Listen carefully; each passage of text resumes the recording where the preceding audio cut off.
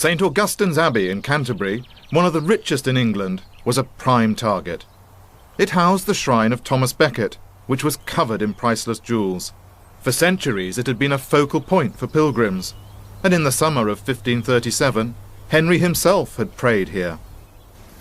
The following year, Henry denounced Becket as a traitor.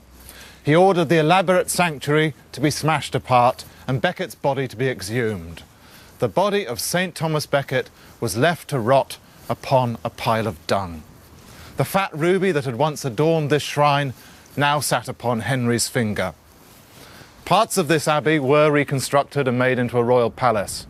But basically, Henry turned this monastery, like so many others, into a pile of ruins.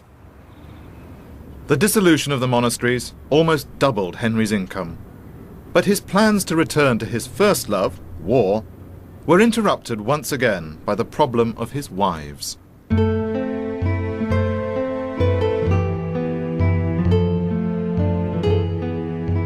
Jane Seymour, to Henry's genuine grief, had died in 1537.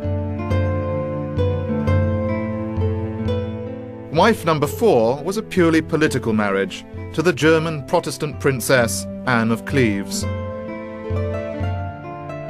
It was arranged by Thomas Cromwell, but Henry was furious at Anne's unattractive appearance, and Cromwell's reward was to have his head chopped off.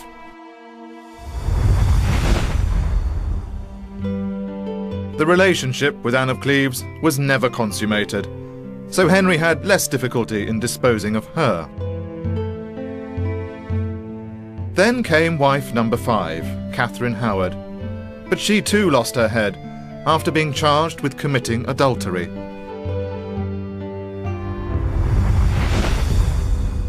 Henry, the cultured youth, had become a merciless despot, profligate with the lives of his wives and his closest advisors, as well as his enemies. Physically, too, the beautiful young man had gone into a shocking decline. He'd had problems with his legs ever since taking a topple from his horse in 1528.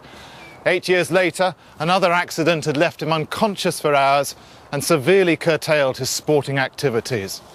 He put on a lot of weight, and as he grew more and more frustrated at his own pain and immobility, so his outbursts of temper became increasingly violent and uncontrollable.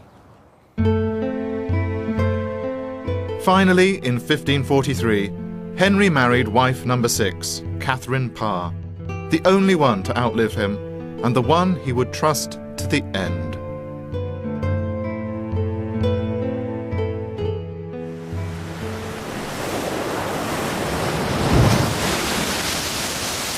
Now, in the autumn of his life, Henry's mind turned to his great unfulfilled ambition, that of turning his kingdom into an empire.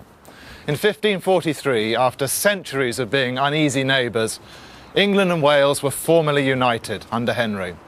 Scotland still fiercely resisted. But above all, Henry's sights were set upon France.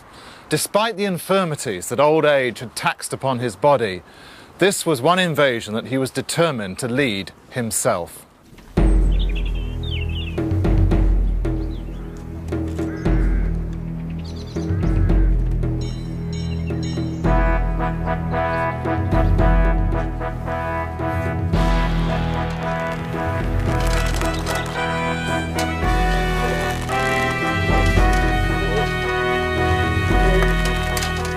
It took several men to winch the fat old Henry, in full armour, onto his horse.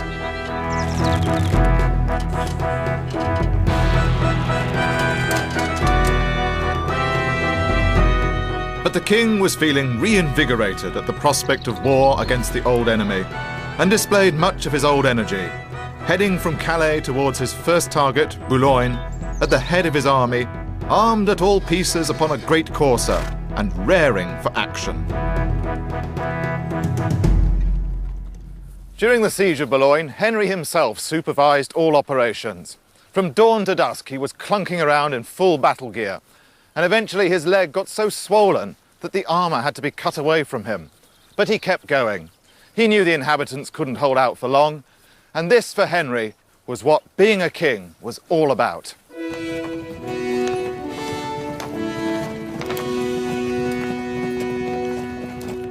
On the 14th of September 1544, Boulogne fell to the English king, and 4 days later Henry entered at the head of his army.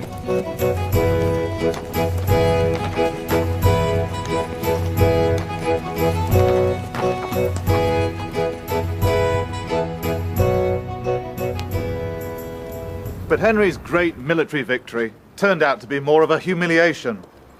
Secretly, the King of Spain, who was supposed to be his friend, had done a deal with the King of France.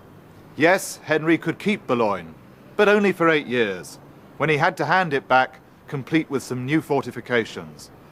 What had started out as such a great military adventure ended up simply as a very expensive short-term lease.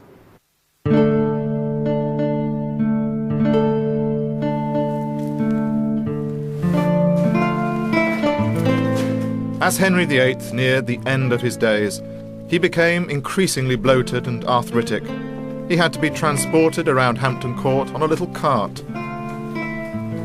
He had used up all the riches reaped from his ransacking of the monasteries. He died in the early hours on the 28th of January, 1547. He'd reigned for 38 years. Henry remained a Catholic to his dying day, but by declaring himself as the head of the Church in England, he made possible the Protestant Reformation that was to take place during his children's reign.